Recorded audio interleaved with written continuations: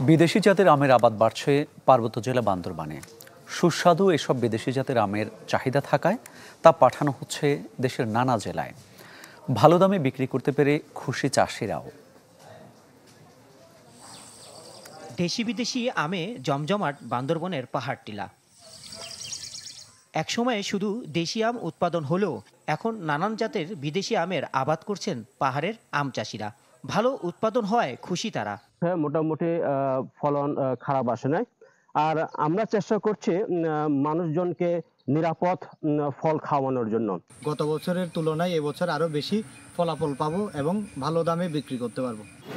দেশীয় জাতের রাঙ্গুই রূপালীর পাশাপাশি মিয়াজাকি, কাটিমন, কিউজাই সহ নানা নামের পসরা সেধেছে জেলার বিভিন্ন স্থানে।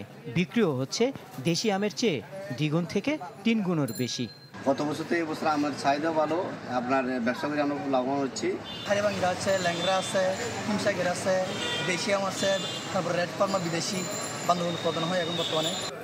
চাষিদের বিনামূল্যে বীজ, সার, কৃষি যন্ত্রপাতি ও প্রশিক্ষণ দিয়ে সহযোগিতা করা হচ্ছে বলে দাবি কৃষি সম্প্রসারণ অধিদপ্তরের।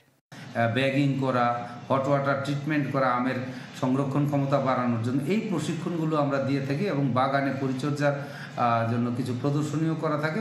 আর প্রদর্শনীর বাইরের কৃষকদেরকেও আমরা ট্রেনিংয়ে ডাকি, কৃষকদেরকে উদ্বুদ্ধকরণ ভ্রমণে নিয়ে যাই যে এই উত্তম কৃষি চর্চার মাধ্যমে কিভাবে রপ্তানিযোগ্য আম উৎপাদন করা যায়।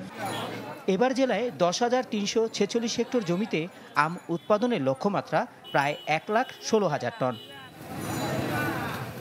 Desk report, channel 24।